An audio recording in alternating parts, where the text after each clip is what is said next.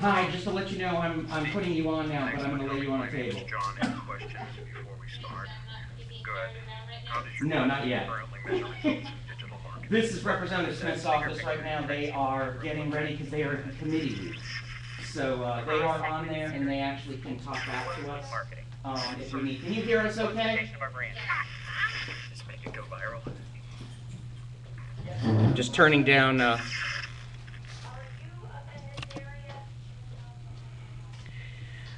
For those that are interested, we have set it up where we can that we are broadcasting. So I just wanted to let you know we do have this available. So either for later, if you can't get to the meetings, you'll be able to actually see what's going on. So we are live streaming. We won't be live streaming when we're touring, but at least for the meeting, for some of the conversation, we will be. We got a lot of ground to cover, and I want to make sure we're out of here sharp by 12. So I'm going to just go ahead and get us going. And we're going to do a quick overview here of what we're going to see. I'm going to have Ms. Holmes talk to us about the Health Academy program. I'm also going to have introduce our principal here, Mr. McCoy. We're going to see the Health Academy, and then we're going to sneak over and see some of the other new vocational amenities that we have added here. We have a business academy here that includes a working school store. The students actually work designing product, marketing product, and selling product, inventorying product. We also have a brand new studio, television studio here, as well as the media center. And I am a little bit excited, you might say, about what we have going on here. I had an opportunity to bring Representative Smith through here. He's been here multiple times, but we took him through the new sections last week, and he just kept going on about what a model school and the things and the programs that we have here. We're also going to go through, we actually have a fish hatchery here on campus, indoors, where our agricultural department actually they grow the fish, and they work with that side of agricultural. We also have an entire suite section for welding and shop, and we'll go through there because that will be a conversation potentially for another day, but we will be having on those types of industries as well. But I think it's a good way to see everything. Hey John, how are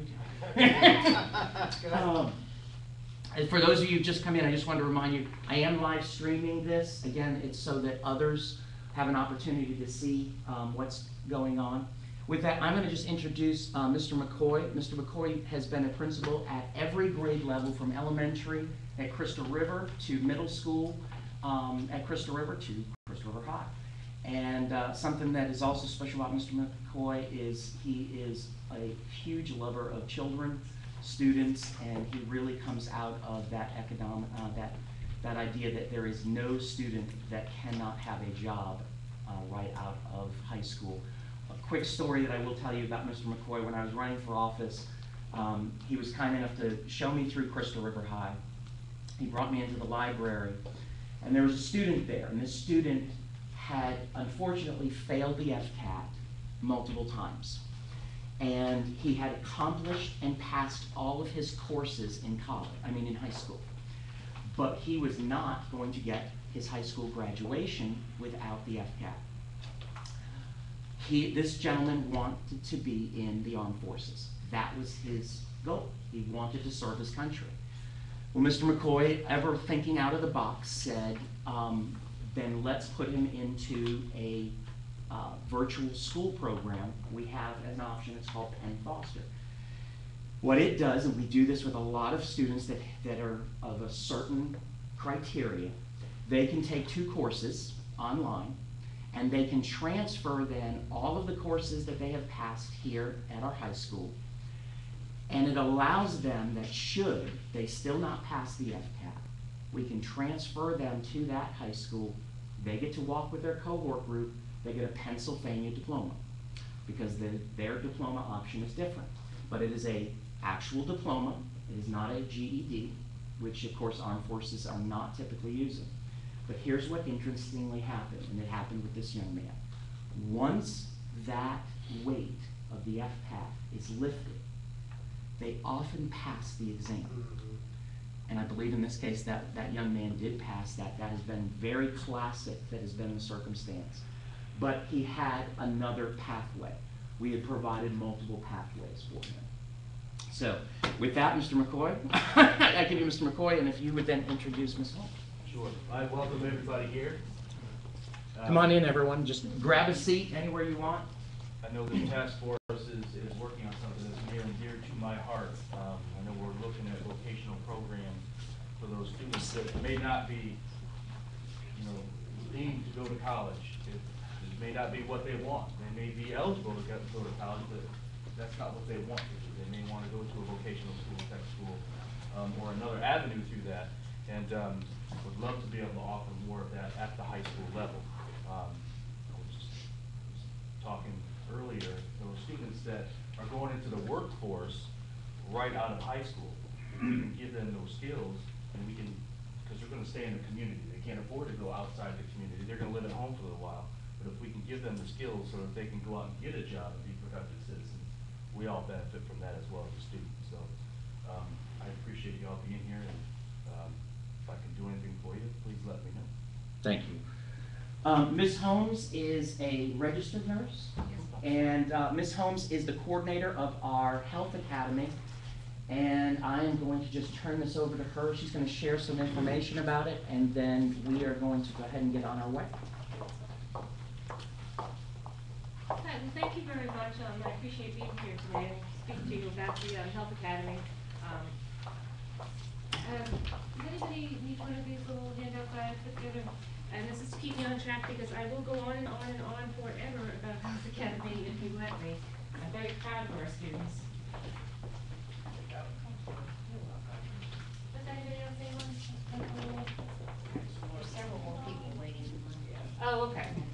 Well, I'll just hand them over here then. If you look on the front page, you'll see we were established in 1993. Originally, Dr. Curry wrote a grant, and the Health Academy was established as a dropout prevention program, and has grown and evolved through the years.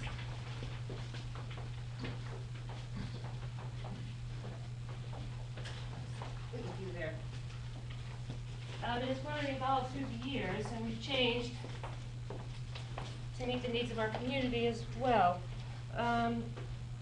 Healthcare is one of those types of careers where most of the careers in healthcare require some sort of college degree. There are a lot of entry level, and so we would take students into our program. We tell them that they're wonderful, we tell them that they're smart, we tell them that they can do, and a funny thing happens, they do. So we promote our students, and they live up to our expectations. If you look on the course and career pathway, I think it's the third page. This is basically the different pathways we have within the Health Academy. We go to all the middle schools in the county, do a little presentation. We're interested in students who are interested in healthcare, in a healthcare career. We're interested in students who are interested in being good students. They don't have to be the best student. They just have to want to be the best student, and they want to be able to do well. If you'll see, we have a career pathway in dental aid, nursing assisting, emergency medical responder, and we have a new career pathway now, biomedical sciences, which is in its second year, and I've included a little brochure there. So far we've had 2 classes. Students seem to love it. It's a lot of computer-based programs, and so we're very excited to see what the next 2 years are going to bring as well.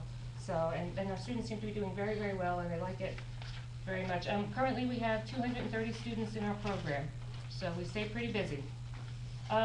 If you look on the next page, one of the best things I think about our program is that we actually give students hands-on experiences. We put them out in the community where they can practice their skills, where they can job shadow, where they can look and see the different types of healthcare careers that are available to them. And many of our students, through their clinical experiences, their junior and senior year, actually are employed. So that's a nice thing. A lot of the dental offices in the area will employ our students. They have them there through their rotations at school, and are just impressed, and they just do a wonderful job. And I know many of our students in the nursing assisting program are actually employed locally as well. And they go on to nursing school, and they go on to all kinds of other programs and come back to the community to work. I haven't been in a medical office probably in the last 5 years where I haven't seen a former student. So that's really a nice thing. And when I go to do the different clinical rotations, particularly at Seven Rivers Regional Medical Center, I see former students who are now nurses, and they're working with my students who are working there as patient care assistants, and they're training my new students. So it's one of the nicer things about being old and being around for a while. You get to see a little positive reinforcement. Treat them right first. Exactly. So, if you look on the following page, History of Success, these are some of the careers I have been able to track with former students. It's a difficult thing because it takes several years usually for them to go through their coursework and on to college and get their degrees. But some of the students that I've heard back from, these are just a whole list of varying careers that they have gone on to pursue. So that's always been a nice thing. One of the nice things too, being able to offer the certification in nursing assisting, it really assists those students who might not otherwise be able to move on. We have students who truthfully just don't have the kind of background where they have parents who are helping them out, or they don't have the financial means to go on to a university. And working in the area, I know a lot of them will be able to work their way through school. They may have a bright future scholarship, but that's all they have. So they can go to community college with that money, live at home, work as a nursing assistant, take part in the many tuition reimbursement programs that the medical community offers to our students. And so it's a wonderful thing. I know one nurse who happens to be working at Seven Rivers Regional Hospital, I mean, really, just her home life was horrible, just horrible. She became a nursing assistant, worked at a local nursing home, went on to work at the hospital. It took her, I don't know, maybe 6 years plugging along class by class. She finally graduated nursing school. She married well, she bought a home, and I believe she's expecting her second or third child right now. And it's just such a joy to see her every day, because this was one of those students who, you know, you just thought, oh, they have no future, and here she is, just a protective part of our community, so it's a lovely thing. If you look down here, just for fun, you'll see that one of our students became an MD. He's personally my first doctor, so I'm very, very proud of him, and a wonderful, wonderful student. He was a goalkeeper for our soccer team, and he was also one of my Health Occupation Students of America, which is a national organization. We compete. I was able to travel to California at the national level with him, and I was so proud. And he graduated from Wake Forest this past year. And if you look on the last 2 pages, Wake Forest had put together a little day in the life of what it is to be an anesthesiologist intern. And so it's just interesting to see, and it's nice to see a familiar face. So, so it's nice to see that, you know, we hear from Crystal River. So I'm very, you know, and I'm sure that there are others I know out there in the world, but we just don't hear back from all of them. A good portion of our students do go on to nursing and dental fields. So, and we have a beautiful lab, a beautiful new facility this year that we're just so excited about. So that's good. And I've also included in this little packet just the success rate, things that our students have done in the last 2 graduated classes, so you can, when you have time, take a look at that.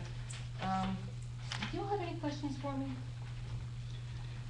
Is there anyone who has any questions on, particularly, you know, whether the program, some of the students, what they're offering?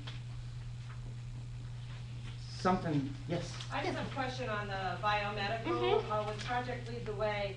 Has something come up yet that you know of regarding an industry certification that really applies to this program? The last that we heard, it's still not developed yet. I haven't heard yet, and the way Project Lead the Way does this is our teachers go to training the year before we offer the class. So we're only in our 2nd year. We've only had the first 2 classes. I'm sure as they get trained over the summer, we will hear more, but they don't release their material ahead of time, so we're not quite sure, you know, until we have a graduating class where that will be. But it's always exciting to come back and find out. So, but thank you. Yes, sir. Once they complete the work at the high school, Right. Can they get certified here, or it's a state certification that they have to, or they're prepared to go to the certification? Well, both.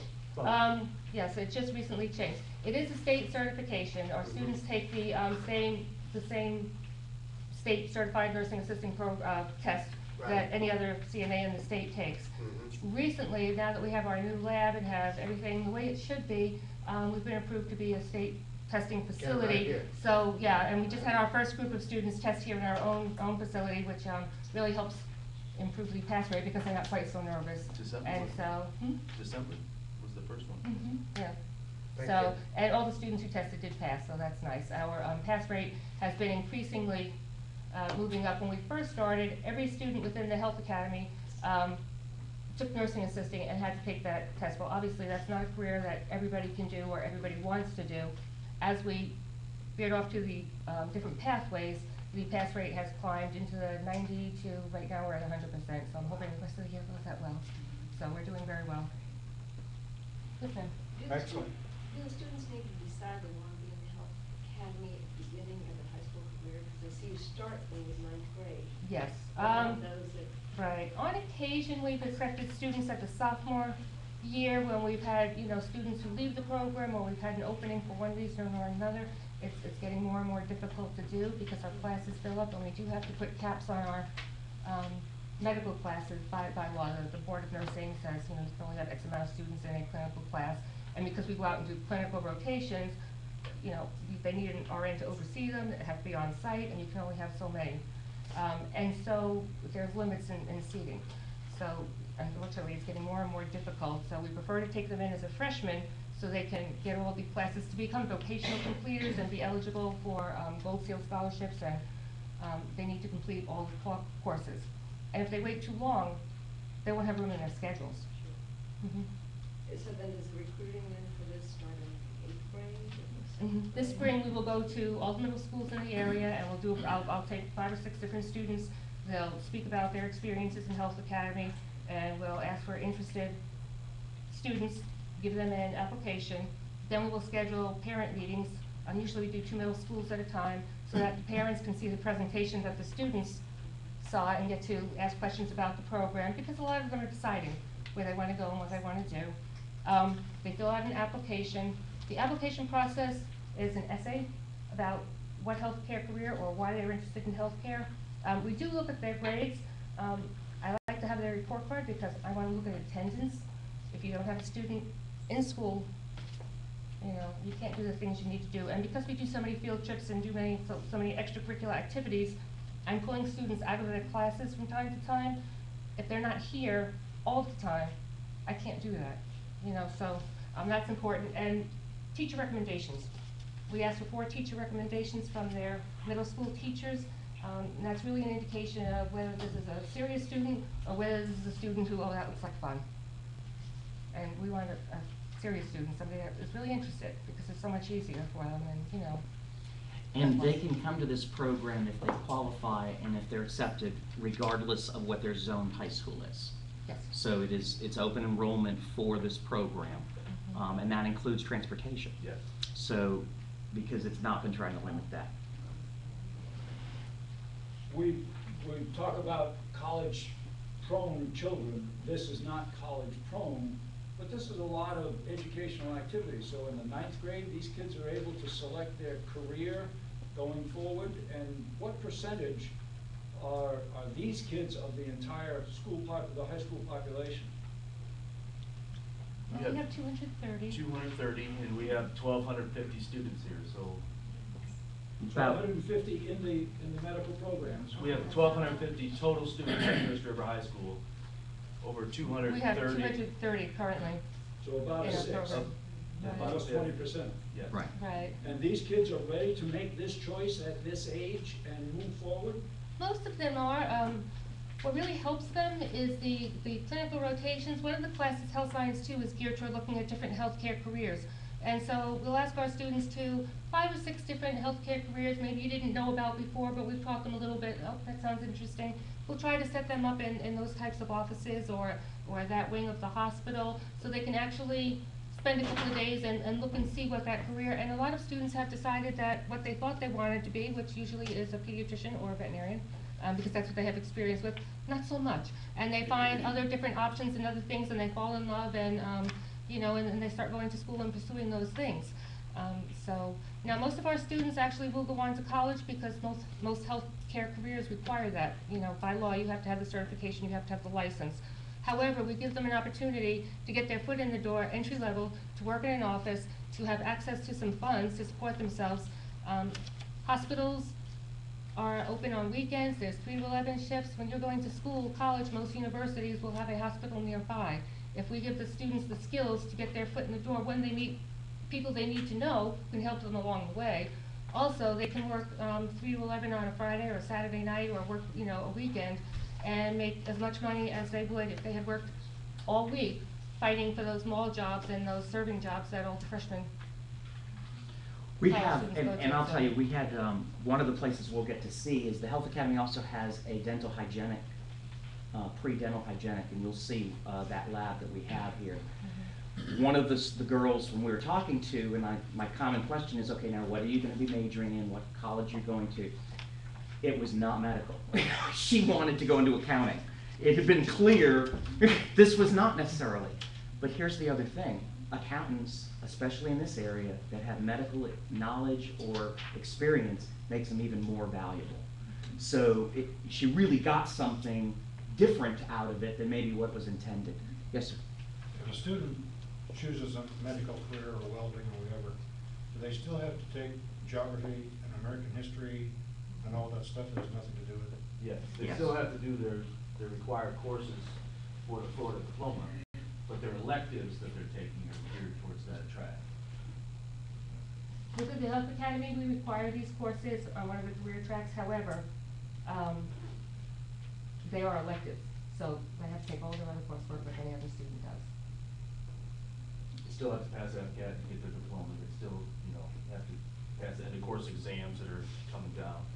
So there's still the same requirements as any other high school student. And many of our students find out that healthcare really isn't what they wanted to do, but how nice to find that out in high school instead of, you know, your second or third year in a college program and you start clinicals and, well, I didn't want to do this. I mean, you know, so. Any other questions before we move on? Because I want to get us out there and seeing the good stuff. So, okay, with that, I'm going to go ahead and I'm going to shut us down here. And